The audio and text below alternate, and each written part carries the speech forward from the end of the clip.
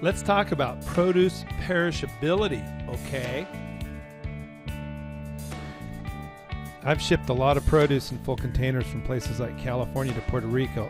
That's a worse trip than Japan. It's a lot easier to get fresh lettuce and everything over to Japan because it goes into the container, goes onto the ship, and comes off of the ship. It doesn't go onto one thing, off another thing, onto a trucker, onto a long-haul trucker team, then into a heated, dried dock, and off and into the boat and over the boat and up and up. The worst possible trip for destroying produce is to ship it from California to Puerto Rico because the cold chain is the worst in the United States.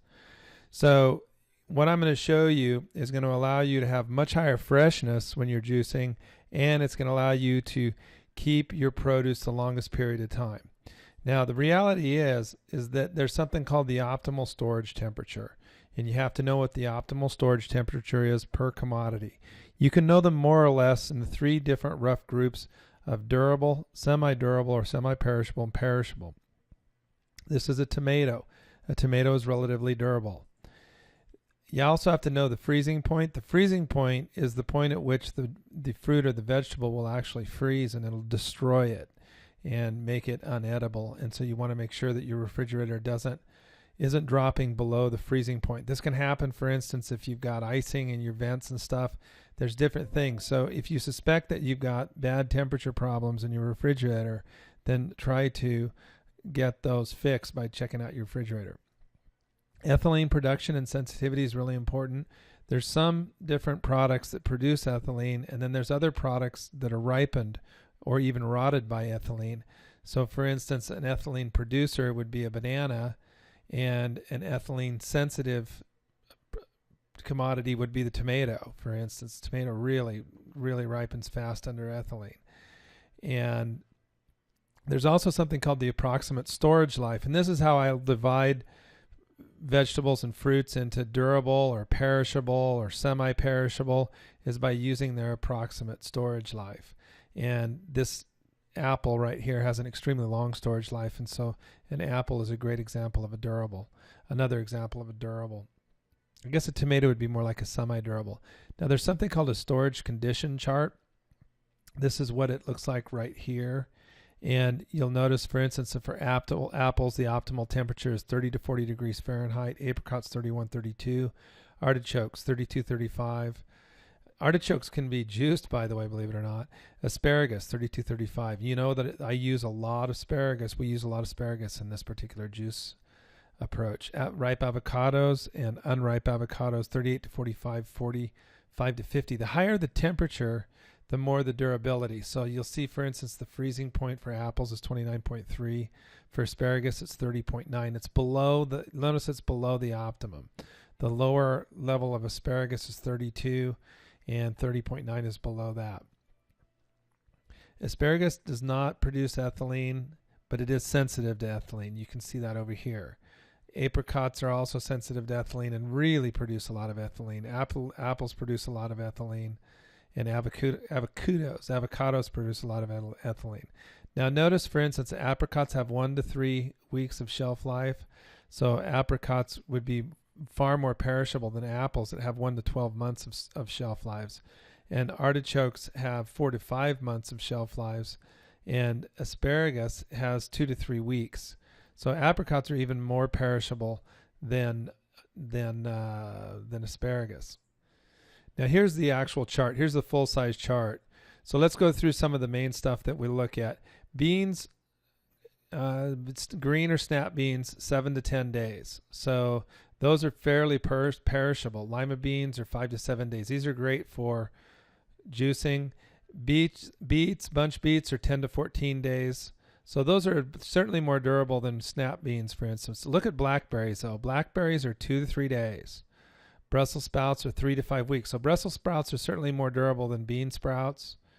Notice that cabbage is 2 to 3 months, so that's definitely a durable. Carrots are 2 weeks, so that's pretty durable. That's a semi-durable. Cauliflower, 3 to 4 weeks. Cauliflower is great for juicing.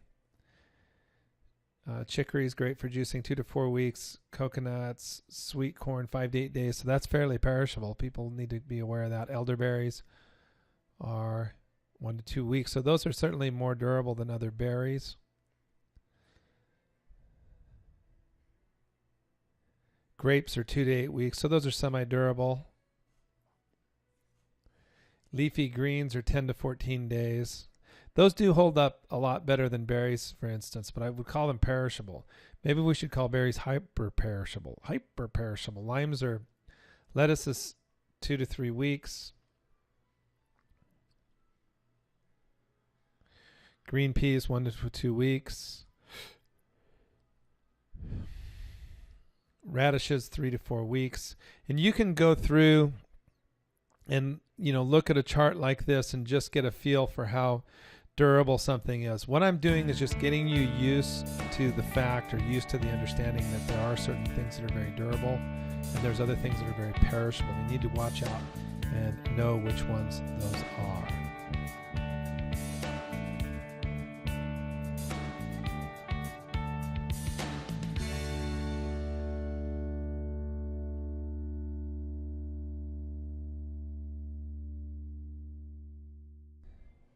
Okay, great. Let's talk about setup here in the kitchen. I was actually trained as a cook in a kitchen, but I started as a dishwasher. So that's why I understand so much about sterility, because I actually had chefs teaching me this stuff. Because people get sick if bacteria gets into them. And you don't want bacteria into people or your restaurant gets closed. I've talked about that a lot. We use a plastic tub. Why do we use a plastic tub? Because we can fill this with water. And the water that we use acts as an antiseptic, believe it or not. Actually, a lot of bacteria can't survive in water. So if you just soak your vegetables as you prep them in water before you run them into the juicer, it's a lot healthier. You're just not going to get the bad bacteria into your body like you would otherwise. So it's really critical to not forget this step. You have to run your chopped vegetables through water and rinse them in water. It's absolutely critical. Tools that you need to chop your vegetables include a nice knife. It can be any knife that you feel comfortable with. This is actually kind of a cruddy knife. We're going to change them out. And poultry shears are nice because if you have any hard branches in your vegetables, you don't want that going through the machine. I'm going to show you in a second. Okay, we're getting a nice fill in our tub. So I can just take this and drop it down into the sink, and it's ready to go for our first batch of juice that we're going to do. The next thing that I want to show you is the Breville juicer. It has a number of components to it. The first is this wonderful pitcher. If you look to the side of the juicer, you'll notice a nice spigot that comes out of it. And because of that, it means that as we run the juice, it's going to come out of here and it's going to drop into this pitcher. It's not going to spatter out and make a big mess for us in the kitchen. The reason that I have the Breville juicer right here, the tub right here, and very importantly, I take the trash out of the cabinet. A lot of women don't like that. They get mad when we do this, but in a real kitchen, a professional kitchen, we have our garbage tub right next to our station because of the stuff that we don't use in the veggies. It goes straight into the garbage, and it doesn't make a big mess in the kitchen. One of the very important things in the kitchen is keeping the kitchen clean. It takes a lot of work to clean a kitchen. There's a great show called Top Chef, and there's this tubby, fat kind of a guy who is a total pig in the kitchen. In fact, on one of the shows, he actually took a spoon, tasted the sauce, and put the spoon back in the sauce and then served it to the judges. And the main judge is this really beautiful woman from somewhere outside of America. I don't know what her story is, but anyway, she got really mad at the guy, and so I call him the pig. And so I'm rooting for the pig to get voted off the show. So vote the pig off the show. You don't know if he put boogers in the food or whatever because he's a pig. So you don't want to be a pig when you're prepping your food. We hated the other cooks in the restaurant that were pigs because they created so much slop and mess and created problems with the customers out on the floor and created more work for everybody to clean the kitchen at the end of the day. So keep your station clean. Keep your station clean. And watch Top Chef. You'll get a lot of tips from that just watching that show. The Breville juicer is the best juicer that I've ever found for juicing. I've juiced a lot over the years. We can grow noni down here, and noni drops levels of cholesterol, especially fresh noni. So I've been juicing for a very, very long time. This is the best machine I've ever used for juicing by far. It has the brute power, and it does the best job for getting the cleanest juice out and the most palatable juice as well. You'll notice, for instance, that I do not have it plugged in. And so anytime that I'm breaking it down or cleaning it, the first step is that it is not plugged in. Then I can break down the machine to its component parts. And there's 5 or 6 component parts. You've got 2 in the pitcher. You've got the top part here. This is 2 parts, and this is the blade. This is the micro blade. These are micro blades here across the top, and then these are the big blades. Now the thing is that when you finish juicing, this will be spinning. So that's why you want to unplug this thing, because you don't want this spinning. If somebody would put their hand in here, even cleaning it, they could get severely injured. A lot of blood would be created. So this is very dangerous. What we're doing here is we're working with a machine that's dangerous and has moving parts. And that's another reason we want to keep our station organized, and we want to keep our things around us so there's no confusion.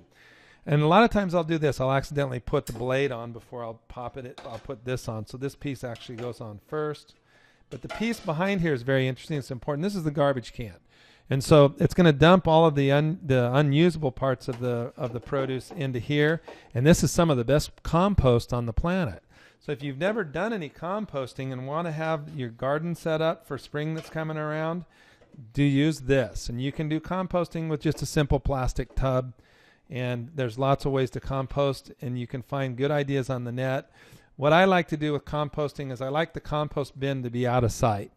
I don't like it. I come from hippie freak Northern California, and these guys were composting all the time, and it just is unsightly, a lot of the ways that they composted. And there's some beautiful different kind of boxes that we can use for composting. There's even some composting boxes that could be used on a small balcony, like in a condo like I live in, for instance. So think about composting if you like to grow things, because composting will give you fantastic soil. I've got 2 glasses. These are not plastic for a reason. They don't react with chemicals. And when we juice, and this juice comes popping out into this pitcher, it's going to be red hot with fantastic vitamins and nutrients, not just the normal vitamins you think of, but also some enzymes that are already created. It takes the body a lot of energy to build an enzyme using RNA and DNA.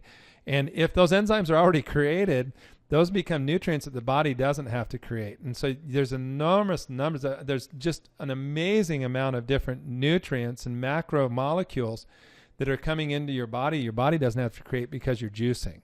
And so that's a big reason of why we're juicing, is because we're getting that incredible nutrient value. Now, Daniel will talk about liver cleansing, which I don't understand as well. Daniel has a nursing background from the Mayo Clinic, and he understands exactly why, for instance, asparagus will clean liver, but I'll let him talk more about that.